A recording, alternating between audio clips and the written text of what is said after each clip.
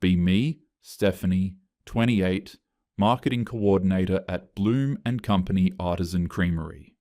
I run the Instagram, write the email campaigns, make sure our aesthetic is on point. We're one of those trendy ice cream places that does weird flavors like honeycomb lavender and brown butter miso. Very Portland, very Instagram friendly, very we source local organic cream. I'd been there about a year and honestly thought I was killing it. Our follower count had doubled since I started, but there was this dynamic at the company that bothered me. The three guys who basically ran operations, Jake, Marcus, and Ryan, had their little club. Jake was the production lead, been there 5 years, knew every recipe by heart. Marcus handled logistics and supply chain, super organized, always on calls with vendors. Ryan was the flavor development guy, the creative one who came up with all our viral flavors. And they were fine, professional. But they had this thing where they were clearly closer to each other than anyone else. It was a Friday afternoon in March. I was at my desk finishing up an Instagram post for our new spring flavor launch. The light was perfect. The shot was gorgeous. I was feeling good. That's when I overheard Ryan talking to Jake by the production schedule board. "Canyon Grill at 7?" Ryan said. "Yeah, I told Marcus 6:30, but you know he's always early." Jake laughed. I looked up. They were planning something. "Cool, see you there," Ryan said, then walked past my desk. "Have a good weekend, Steph." "You too," I said automatically. They all left around 5:30. Casual goodbyes, same as always. I didn't think much of it. That night, I was on my couch scrolling Instagram because that's literally part of my job, staying on top of visual trends, when I saw a story from Ryan's girlfriend. She'd tagged the location, Canyon Grill. I tapped it. There they were. Jake, Marcus, Ryan, and like 4 other guys from our warehouse team. Beers, wings, one of those high-top tables. Everyone laughing. It was Jake's birthday dinner. My stomach did this weird drop thing. I screenshotted it and sent it to Tara, who worked in our admin/HR department. We'd gotten close over lunch breaks, both of us in our late 20s, both feeling like we were trying to prove ourselves in different ways. Did you know about this?" I texted. 3 dots, immediately. "OMG, no WTF, that's so shitty." I went back to Instagram. Jake's girlfriend had posted a birthday story earlier in the week. I'd liked it without really thinking about it, but I hadn't been invited to anything. I started looking through their profiles. Marcus had posted a story from the bar. Ryan's girlfriend had posted a boomerang of the beer tower. I stayed up until like 2 a.m., just thinking about it, building this narrative in my head. They didn't see me as part of the real team. I was just the Instagram girl, the one who made things look pretty, but wasn't actually doing anything important. That's what this was. That's what the exclusion meant. By Monday morning, I'd convinced myself I was right. I came into the office with this tightness in my chest. Ryan walked past my desk around 9. "Hey Steph, good weekend?" I gave him this tight smile without looking up from my screen. "Yeah, fine." He paused for a second, like he was confused, then kept walking. I opened my notes app and created a new entry. Documentation. First item, March 15th, excluded from Jake's birthday dinner with team. Lunchtime, I grabbed Tara and we went to the break room. She already knew I was upset. I'd texted her half the night. "It's just so typical," she said, stirring her coffee. "You're literally the only woman they work with directly, and they don't even think to include you." "Right? Like I'm just the Instagram girl to them. I'm not actually part of the team. "You should document this," Tara said. "Like, actually keep track. Patterns of exclusion." I showed her my notes app. She nodded approvingly. We started adding more things. Jake had said, "Hey guys," in last week's team meeting, even though I was sitting right there. Marcus hadn't responded to my Slack message for 2 hours one day. Ryan had talked over me when I suggested we do a collaboration flavor with a local bakery. By the end of lunch, I had like 8 items on my list. Tara and I were both worked up, validating each other's frustration. It felt good to be seen. The rest of that week, I started watching them differently. Marcus walked past my desk without saying hi one morning. He was on his phone with the vendor, clearly stressed about something, but I added it to my list anyway. Jake politely declined my seasonal flavor suggestion in a production meeting, said we were locked into the spring lineup. I took it personally. Ryan made some inside, joked during a facility walkthrough that I wasn't in on. I felt patronized. The guys had no idea. They were just doing their jobs, being friendly, probably not thinking about me at all, which somehow made it worse. Friday night, I was doom scrolling LinkedIn. All these women posting about workplace sexism, about navigating male-dominated industries. I drafted like 3 different posts about finding your seat at the table, and deleted them all. Finally posted something vague. Reminder that inclusion isn't just a buzzword, it's about making sure everyone has a seat at the table, got 50-something likes within an hour. Comments from people I barely knew. Yes, Queen. Keep fighting the good fight.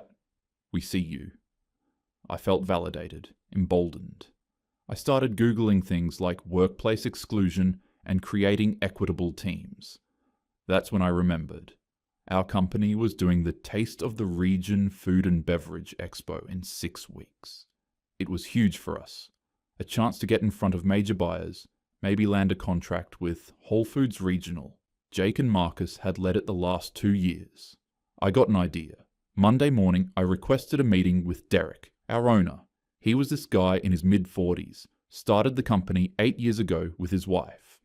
Nice enough, but he'd gone to some DEI seminar last year and now dropped words like equity and psychological safety constantly.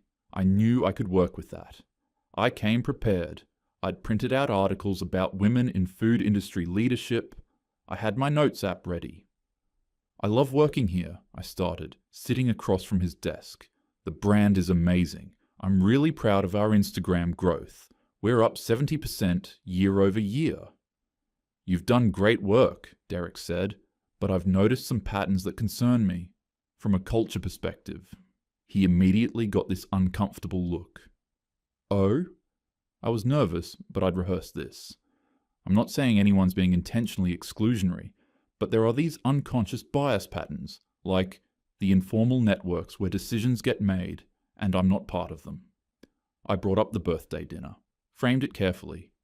It's not that I even wanted to go, it's about what it represents. When the operational team has these bonding moments and the only woman isn't included, it sends a message. Derek was nodding, looking genuinely concerned. I had no idea. That's definitely not the culture we want to foster. I saw my opening. The Taste of the Region Expo is coming up. It's our biggest opportunity this year. What if we used it to showcase our commitment to actual equity? Not just talking about it, but demonstrating it. How do you mean? An all-women leadership team for the expo, with the men in support roles. I let that sit. It's not just optics, it's walking the walk. Derek's eyes lit up. That's actually brilliant. It's actionable. Let me talk to the team. I left his office feeling like I'd just won something. Tuesday afternoon, Derek called an all-hands meeting. Everyone crammed into the conference room. I sat near the back, trying to look casual. So I want to talk about the expo, Derek started. We're going to take a new approach this year. Stephanie's going to lead the effort with an all-women team managing operations. I watched Jake, Marcus, and Ryan exchange glances. Confusion. I want our male team members to step back and take on support roles, Derek continued. This is about equity, about showing what inclusive leadership looks like. Jake spoke up, polite, but clearly trying to understand. Just to clarify, we're still involved in production and logistics planning, right? There's some pretty technical. Derek cut him off. You'll be available for consultation, but Stephanie's team makes the decisions. I have full confidence. Marcus's jaw tightened. He didn't say anything. Ryan looked at Jake like he was trying to communicate telepathically. I'm really excited about this, I added, unable to help myself. It's time we showed what women in this industry can do. The meeting ended. Awkward energy in the room. People filed out quickly. I didn't see the guy's reaction, but Tara told me later she walked past the production area and heard Marcus say something like, "Not our problem anymore." At the time, I took it as proof they were salty about losing control.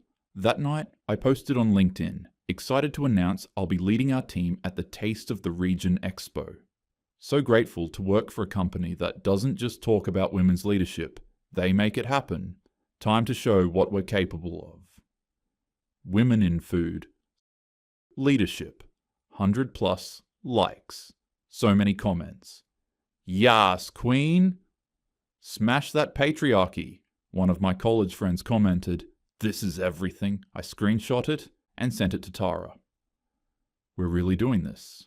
I recruited her immediately, obviously.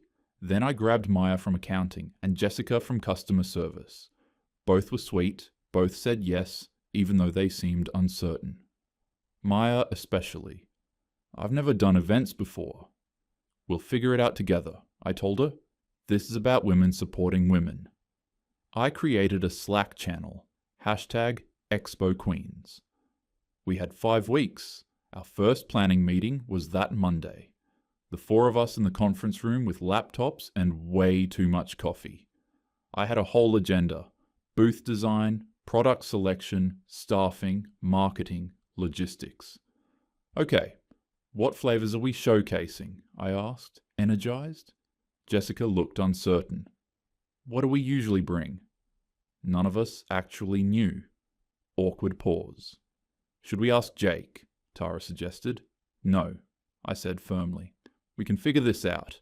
Let's look at what performs best on Instagram. We ended up picking vanilla bean, chocolate, and strawberry. Safe. Classic. I told myself we were being strategic, showing our versatility instead of just the weird stuff. Looking back, I know that was wrong. Our whole brand was the weird creative flavors. But I wasn't thinking clearly. I was thinking about proving a point. What about booth setup? Maya asked. Do we have layouts from previous years? Another pause. Another thing we didn't know. I'll email the vendor, I said. We'll design something better than what they did before. The meeting ended with vague action items.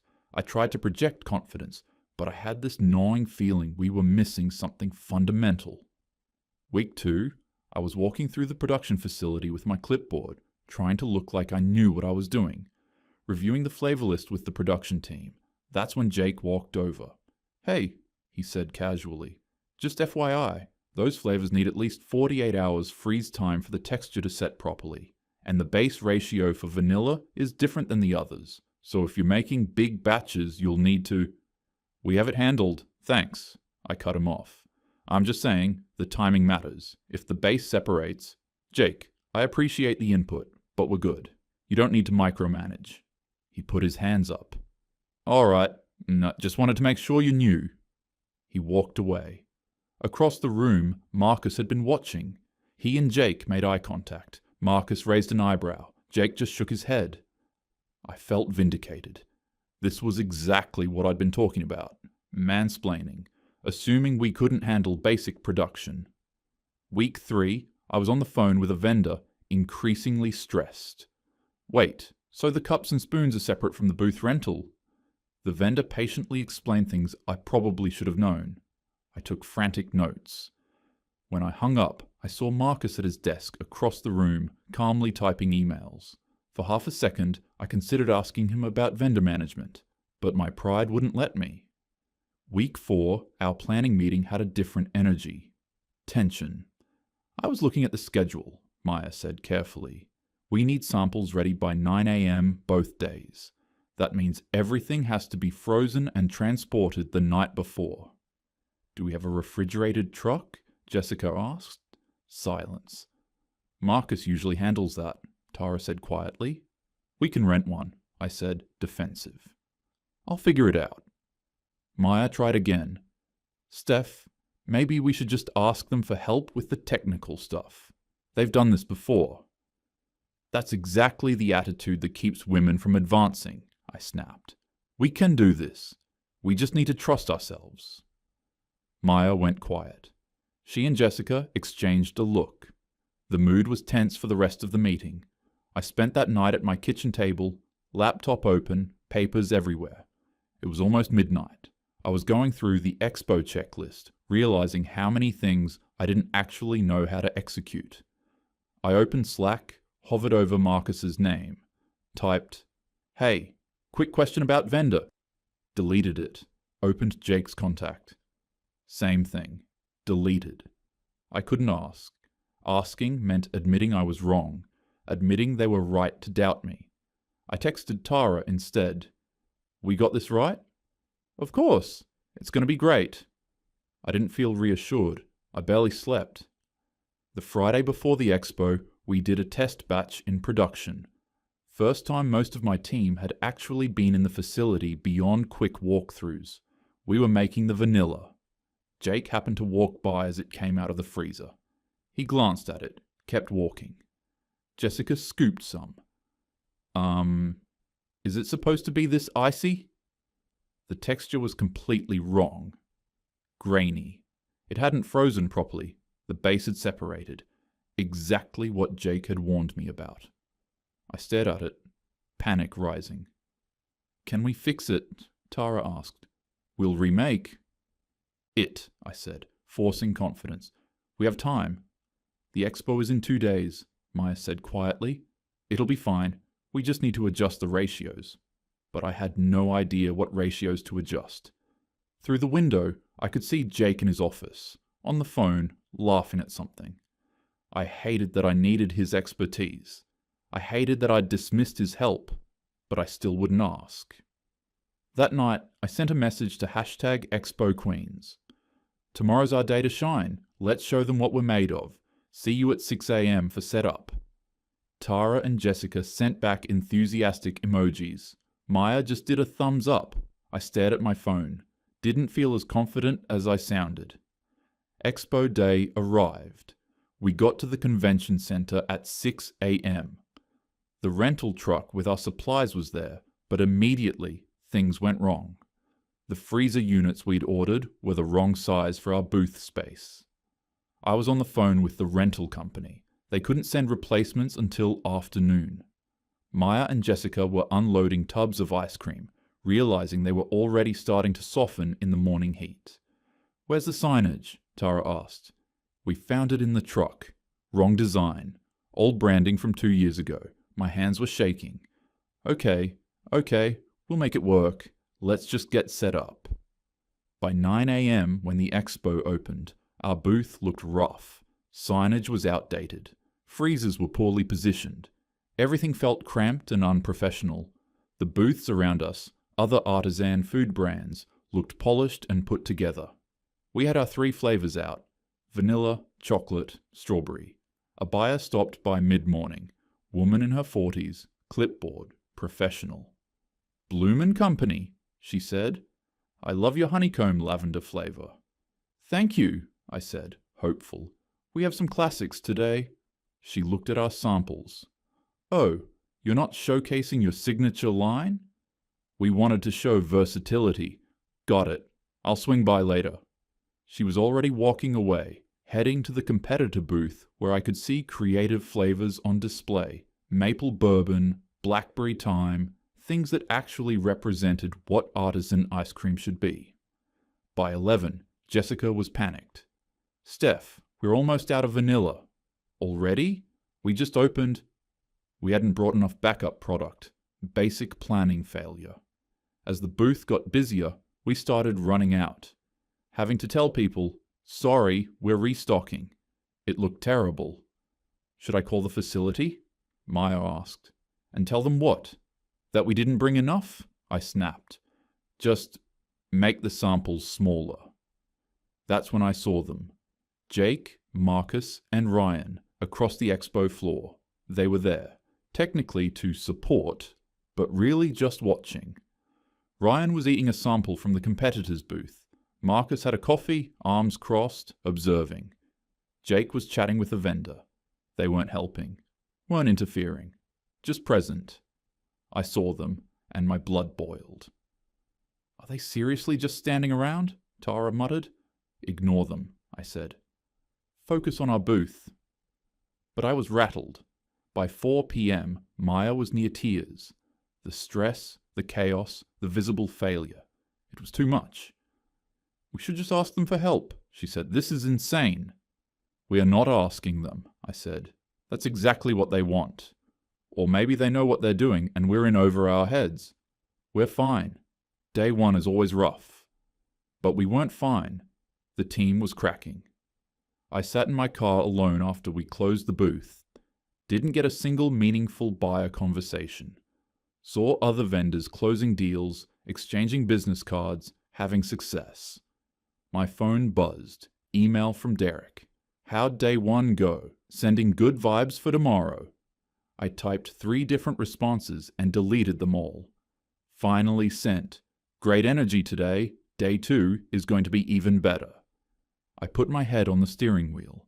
Let myself feel the panic for exactly 30 seconds. Then pushed it down. Day 2 started worse. The ice cream we'd prepped overnight had the same texture problem. Icy. Wrong. Exactly what Jake had warned about. Steph, we can't serve this, Jessica said. We have to. It's all we have. We put it out anyway. At 10 a.m., the Whole Foods regional buyer approached. Guy in his 50s. The single most important person at this entire expo. He tried a sample of our chocolate. His face told me everything. Is Jake Morrison here? He asked. I usually work with him on product selection. My stomach dropped. He's not leading this event. I am. Oh, pause. Well, I'll be honest. This isn't the quality I'm used to from you guys. Texture's off. He handed the sample cup back, walked away. I stood there frozen. Tara had seen the whole thing. Neither of us knew what to say. By noon, we were out of product, completely. The booth was essentially closed while other vendors around us were thriving, busy, successful. We were just standing there, humiliated. Across the expo floor, Marcus was leaning against a pillar, watching. Not smiling, not gloating, just watching. Ryan was on his phone. Jake was talking to the Whole Foods buyer. Friendly conversation. The buyer was laughing. I realized they weren't going to save me. This was going to fail, and they were going to let it. We packed up early. Maya was openly crying. Jessica was silent. Tara tried to say, it wasn't that bad, but I told her to stop. Derek's car pulled into the parking lot. He was coming to check on things. I wanted to disappear. Monday morning. Derek's office. Me, Tara, Maya, Jessica. The feedback from buyers wasn't what we hoped, Derek said carefully. The Whole Foods rep said the product quality was inconsistent, that we didn't showcase our brand identity. They went with Mountain Peak Creamery. Silence. Can someone help me understand what happened? Maya and Jessica looked at each other, said nothing. Tara tried. I think we needed more prep time. We didn't get the support we needed. I interrupted. Derek looked confused. Support from who? Jake, Marcus, Ryan. Every time we needed operational help, they shut us out. It felt like sabotage. That's a serious accusation. I doubled down. Jake specifically told me incorrect information about production timing. The ratios were wrong, and he knew it. I was rewriting history. I knew it, even as I said it. Let me talk to them, Derek said. 30 minutes later, the guys came in. I wasn't in the room, but Tara told me what happened later. Derek asked them about not providing support. We provided exactly the support we were asked for, Jake said calmly. When Derek mentioned the production information, Jake pulled out his phone. I can show you the Slack thread where I offered to walk her through the base ratios. She said, we have it handled. He showed Derek the messages. Marcus pulled up emails. Here's the vendor thread where Stephanie was CCED on freezer specs. She approved the wrong size. Here's where I flagged that product volume estimates were low. She responded, thanks, I'll handle it. Jake. I tried to warn her about freeze timing. She called it micromanaging. Marcus showed one more message. Text from Maya the night before the expo. Should we ask Marcus about refrigerated transport? My response? No. We're doing this ourselves. Derek asked why they didn't step in anyway. Long pause. Marcus, finally. You told us to step back and let women lead. We stepped back. They led. That was it. That was all he said. I heard about that line from Tara. I wasn't even in the room, but when she told me, I felt my face burn. 2 weeks later, everything was different. Jake, Marcus, and Ryan were back to their normal roles. I'd see them in the production facility, working smoothly, prepping for a smaller local event. Derek walked in one morning and apologized to them, said he'd handled the expo poorly, that he'd let optics override operations. He told them corporate had approved merit bonuses for holding things together. I watched from across the office. They seemed unfazed. Ryan made some joke about holding things together by literally doing nothing. They laughed. I'd been reassigned, smaller desk in the corner. My responsibilities now, basic social media scheduling. No strategic decisions, just posting what other people created. I was making an Instagram post for the fall lineup. Had to use a photo Jake took. Had to tag him as photographer. I posted it and put my phone face down. Tara walked by. Hey, I said. Neither of us knew what else to say. She kept walking. I opened my laptop, saw the Expo Queen's Slack channel. It had been archived. The guy's laughter echoed from production. I didn't look up. I told myself I'd been right about the exclusion, about the boys' club, about everything. That the failure was everyone's fault but mine. But sitting there at my smaller desk, listening to them work, I knew the truth. I'd wanted to prove they didn't deserve their positions. Instead, I'd proven exactly why they had them.